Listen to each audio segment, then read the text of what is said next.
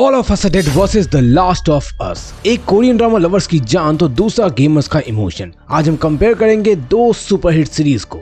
ये कंपैरिजन सिर्फ दो सीरीज के बीच के डिफरेंस नहीं है, बल्कि इनमें दिखाए गए माइक्रोब्स, ज़ॉम्बीज, म्यूटेशन और इनकी कल्ट फॉलोइंग पर भी होंगी कि किसने आपके दिलों पर राज किया है। हाँ, और साथ ही हम ये भी देखेंगे कि अगर सीरीज की तरह ही रियल लाइफ सिचुएशन में आउटब्रेक हो गया तो उसमें दोनों में से ज्यादा क्या खतरनाक होगा। तो वीडियो शुरू करने से पहले ही बता दूं, the last of us all of us dead से कहीं आगे है।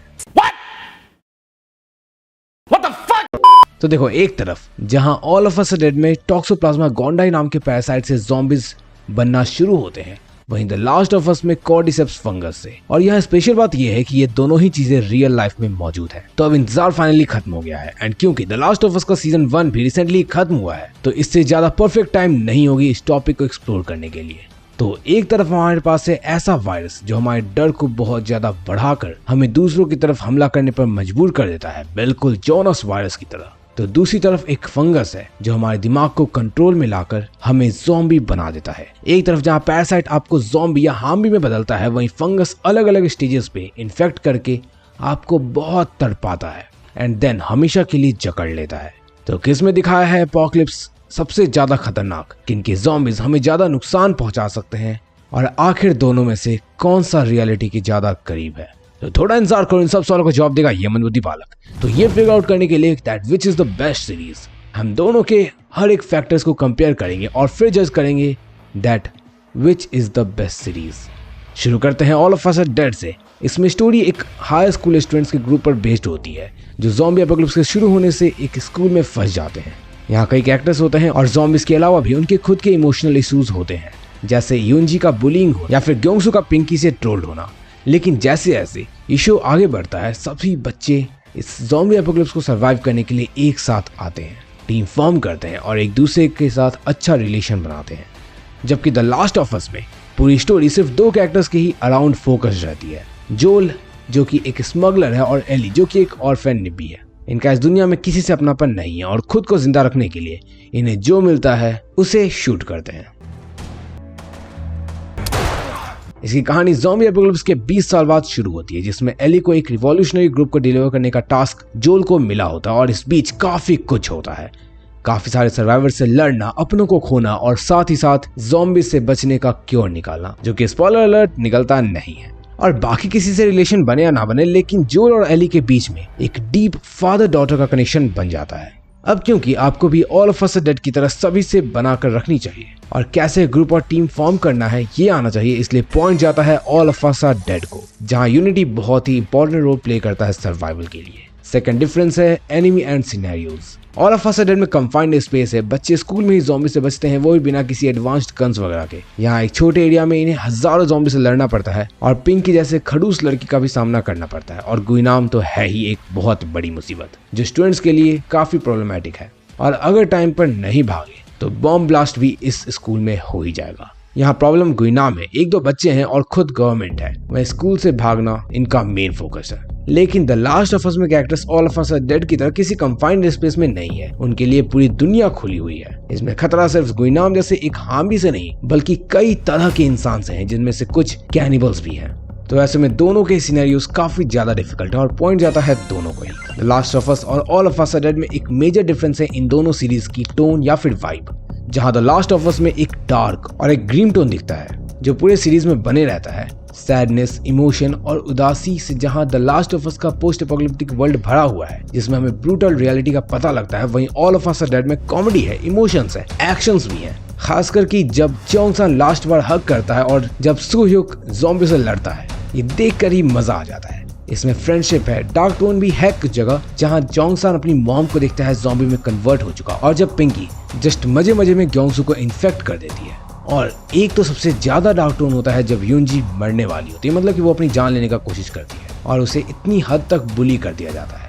तो ऑल ऑफ अस डेड एक ऐसा पैकेज है जिसमें आपको सब कुछ देखने को मिलता है और आपको कोई भी इमोशन खाली नहीं रहता है। इनफैक्ट मैं तो ऑल ऑफ अस डेड को देखते देखते रोने तक लग गया था।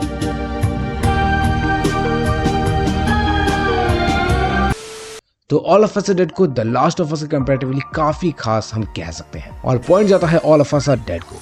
नेक्स्ट बात करते हैं zombie types and survival ratio की। The last of us TV series में ज़ॉम्बीज को इन्फेक्टेड कहा जाता है और ये ज़ॉम्बी एपोकलिप्स एक फंगस ओफियोकॉर्डिसेप्स यूनिलैटरस के म्यूटेटेड फॉर्म से होता है। ये इन्फेक्शन लोगों के दिमाग को काबू में कर लेता है और उन्हें बहुत ज्यादा एग्रेसिव बना देता है। इन इन्फेक्टेड को कई स्टेजेस में बांटा गया है जो उनके सिम्टम्स को ध्यान में रखकर किया गया है, जैसे कि रनर्स, स्टॉकर्स, क्लिकर्स, जो कि सबसे ज्यादा आइकॉनिक इन्फेक्टेड है और इनके सर पर भारी फंगल ग्रोथ होती है और इसी दौरान ये इकोलोकेशन भी डेवलप करते हैं जो कि एक अलग ही फीचर है।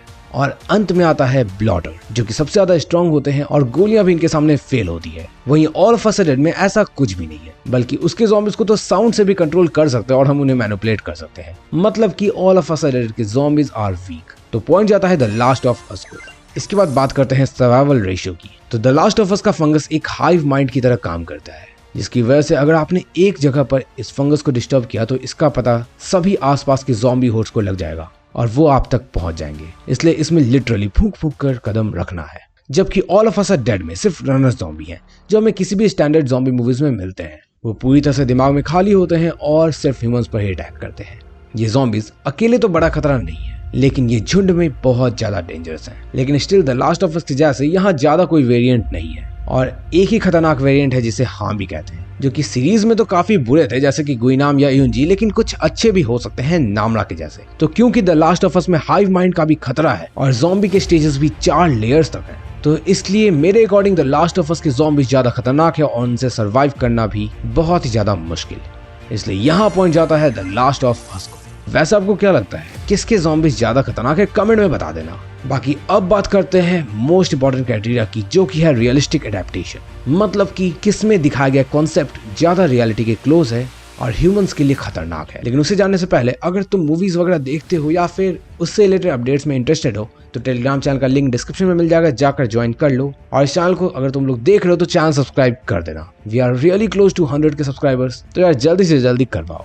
तो द लास्ट ऑफ अस में एपोकलिप्स एक फंगस की वजह से शुरू हुआ था। ये कॉर्डिसेप्स फंगस रियलिटी में एग्जिस्ट भी करता है और वाकई में एंट्स को, टेंटुला, कॉलिन जैसे कई सारे इंसेक्ट्स को इन्फेक्ट करता है। सीरीज में भी इससे कुछ भयंकर होता है और इसका हिंट हमें पैनल डिस्कशन में ही शुरू में ही मिल जाता है और 2003 में यही एपोकलिप्स शुरू होती है। तो ये फंगस रियल लाइफ में मौजूद है। तो रियल वर्ल्ड की बात करें तो साइंटिस्ट बताते आ रहे हैं कि ओफियोकॉर्डिसेप्स फंगस एक असल का फंगस है जो इंसेक्ट्स को अपना शिकार बनाता है और ग्लोबल वार्मिंग के बढ़ने से इस फंगस को इवॉल्व होना भी पड़ सकता है। रिसेंटली इस पर आर्टिकल भी आई थी जिसकी बात मैंने इस वीडियो में करी है। तो जैसा टेम्परेचर बढ़ रहा है तो इट्स टोटली पॉसिबल कि फ्यूचर में एक्चुअली फंगस हायर टेम्परेचर में एग्जिस्ट करने लग जाए और ज़ॉम्बी एपोकलिप्स को शुरू कर दे। वहीं इस फंगस से एपोकलिप्स शुरू करवाने में कोई मैड साइंटिस्ट का भी हाथ हो सकता है और वो भी रिस्पॉन्सिबल बन सकते हैं, तो इसकी पॉसिबिलिटी ज़्यादा है।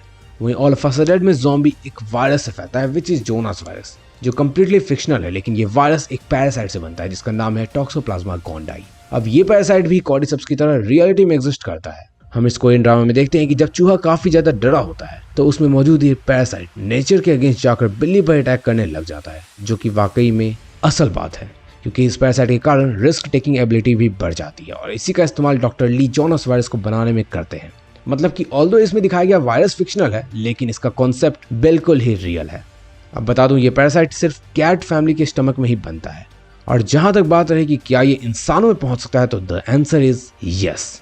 हाँ, मैं मजाक नहीं कर रहा हूँ और इनफैक्ट ये इंसानों में कई सालों से मिल भी रहा है। साइंटिस्ट्स और हिस्टोरियन का तो ये भी मानना है कि जो पास्ट में सोसाइटीज इन बिल्लियों के करीब रहती थी उनमें रिस्क टेकिंग एबिलिटी के बढ़ने के कारण ही आज पूरी सिविलाइजेशन ने शेप लिया है। लेकिन नहीं, बिना किसी एक्स्ट्रा साइंटिफिक इंजीनियरिंग के टॉक्सोप्लाज्मा गोंडाई की वजह से ज़ॉम्बी एपोकलिप्स का शुरू होना मेरे हिसाब से पॉसिबल नहीं है।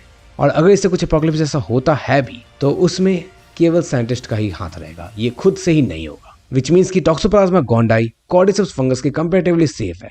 इसलिए यहाँ भी पहुंच जाता है द लास्ट ऑफ अस को और विनर है द लास्ट ऑफ अस। लेकिन एक और चीज समझ लो कि ये हमने थोड़ा लॉजिकल कंपैरिजन किया है एंड इसमें कल्ट फैन फॉलोइंग की बात हमने नहीं रखी है, क्योंकि उस कंपैरिजन में the last of us all of us dead के आसपास भी नहीं टिकेगा, क्योंकि we know all of us dead all time hit रह चुका है। इसकी कॉमिक भी बहुत हिट थी। वहीं द लास्ट ऑफ अस के भी कुछ चाहने वाले जरूर हैं, लेकिन इसमें उस तरह का एक्शन, कॉमेडी, इमोशन सब कुछ का मिक्स पैकेज नहीं है, जिस वजह से ये कहीं ना कहीं ऑल ऑफ अस डेड के पीछे भी रहता है। वैसे दोनों में से आपके फेवरेट कौन थे, कमेंट करके जरूर बताना। और अगर यहाँ तक देख लिया हो तो दोनों सीरीज में दिखाए गए वायरस को मैंने डिटेल में एक्सप्लोर किया हुआ है एंड रियल लाइफ कनेक्शन भी बताया है, तो left side and right side पर क्लिक करके इन दोनों वायरस के बारे में ही जाकर जान जाओ। बाय।